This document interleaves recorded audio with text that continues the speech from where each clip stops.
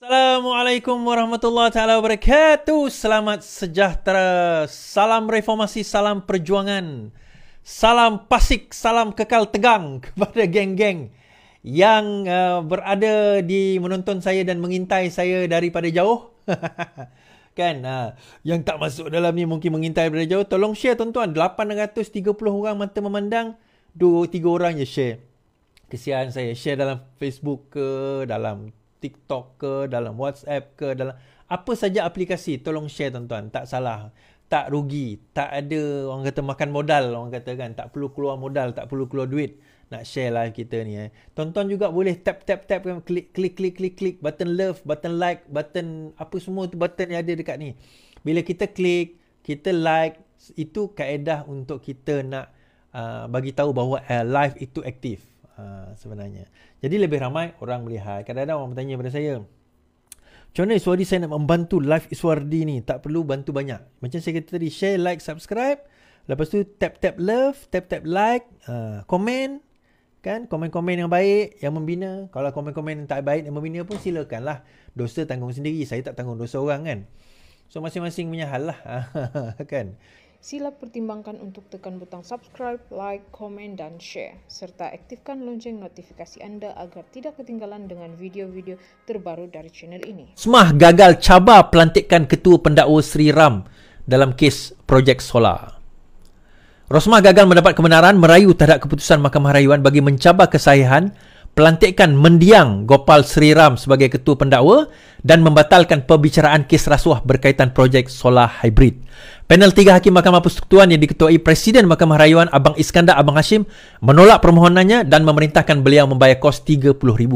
Abang Iskandar berkata permohonan Rosmah bagi mendapat kebenaran merayu tidak memenuhi syarat ambang Seksyen 96 Akta Mahkamah. Tiada isu baru ditunjukkan yang memerlukan pertimbangan lanjut, katanya. Dua lagi Hakim, Nordin Hassan dan Abdul Karim Abdul Jalil. Isteri bekas Perdana Menteri Najib Razak itu memfailkan permohonan kebenaran untuk memulakan semakan kehakiman pada 24 Jun 2022 bagi mencabar kesahihan pelantikan Sri Ram sebagai Ketua Pendakwa Raya dalam kesnya dan membatalkan perbicaraan kes rasuahnya. Beliau menamakan Peguam Negara, Kerajaan Malaysia dan Sri Ram sebagai responden. Rosmah memohon deklarasi bahawa pelantikan Sri Ram sebagai Timbalan Pendakwa Raya Kanan melalui surat pelantikan 8 Julai 2020, 11 21 Mei 2021 menyalahi undang-undang. Beliau turut memohon deklarasi bahawa keseluruhan prosiding pendakwaan dan perbicaraan penuh kes solar sehingga pembelaan menutup kesnya tidak sah serta terbatal dan beliau perlu dibebaskan daripada semua pertuduhan. Pada 30 Ogos 2023, Mahkamah Tinggi menolak permohonan Rosmah dan beliau membawa perkara itu ke Mahkamah Rayuan namun ditolak. Beliau kemudiannya memfailkan permohonan itu untuk mendapat kebenaran rayuan di Mahkamah Persekutuan. Pada 1 September, Hakim Mahkamah Tinggi memutuskan Rosmah bersalah dan pertuduhan rasuah berkaitan projek solar hybrid dan menjatuhkan hukuman penjara 10 tahun serta denda 970 juta. Rosmah kemudian memfailkan rayuan dan kini bebas dengan jaminan 2 juta. Sri Ram merupakan bekas Hakim Mahkamah Persekutuan meninggal dunia pada usia 79 tahun. Dalam prosiding di Mahkamah Persekutuan, Rosmah diwakili Peguam Jajit Singh. Okey. Now, dalam usaha Rosmah nak overturn hukuman penjara 10 tahun dan denda disebabkan oleh projek apa orang kata sakau projek solar di Sarawak. Okey. Maka apa yang Rosmah lakukan adalah beliau mencabar.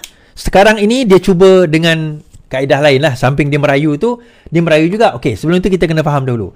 Dia dah dijatuhkan hukuman mati lah ni. Mati. Dia penjara ni. Minta maaf, bukan mati. Dia dah dijatuhkan hukuman penjara. Dia dah dijatuhkan hukuman penjara. Lepas itu, kenapa dia bebas pula? Okey, tuan-tuan. Sesiapa yang dijatuhkan hukuman, Syed Saddiq pun sama, dia ada 2 kali proses rayuan. Iaitu pada mahkamah seterusnya, kalau dia start Mahkamah Tinggi, so Mahkamah Rayuan dan Mahkamah Persekutuan. Sekarang ini dia baru masuk ke Mahkamah Rayuan. Belum ada satu lagi proses nanti kalau dia masih didapati bersalah. Now, yang ni apa pula Is? Yang ni dia membuat rayuan kepada pelantikan mendiang Gopal Sri Ram. Seorang lagi yang saya sangat respect. Kalau siapa belajar undang-undang tak kenal mendiang Gopal Sri Ram sebagai hakim yang sangat strict. Dia bukan strict, dia cara pandang dia tu lain. Dia bukan masalah strict, cara dia melihat benda, cara dia menilai kes tu sangat berlainan. Okey, tak apa, tu je lah tepi. So dia cuba nak challenge on this part. pasal pelantikan Mendiang Gopal Sri Ram ni sebagai ketua pendakwa raya. Terima kasih Syarifuddin. Sebagai ketua pendakwa raya. So, dimasuk Mahkamah Tinggi kata no case, dibuang. Masuk Mahkamah Rayuan, ditolak. So, bila masuk balik rayuan balik semula, mahkamah mengatakan tak ada case. Dia tak ada buat benda yang baru. They keep on repeating the same argument. So, tak boleh lah. Kan? Takkan mahkamah nak decide on benda yang tak ada apa pun, tak ada merit. So, benda itu ditolak dengan kos, maka hukuman dia kekal. Sebab kalau sekiranya diterima, berkemungkinan hukuman 10 tahun itu boleh lepas. Faham maksudnya kalau diterima, maksudnya betul ada miscarriage of justice, tapi far-fetched lah, benda ni terlalu jauh nak dicuba. Tapi dan again, Rosmah cuba je lah kan. Rosmah cuba je, so tak ada masalah. Alright, InsyaAllah dan kita kena faham perkara ini, proses itu berlaku. Macam saya kata tadi, proses itu berlaku. Dan dalam masa yang sama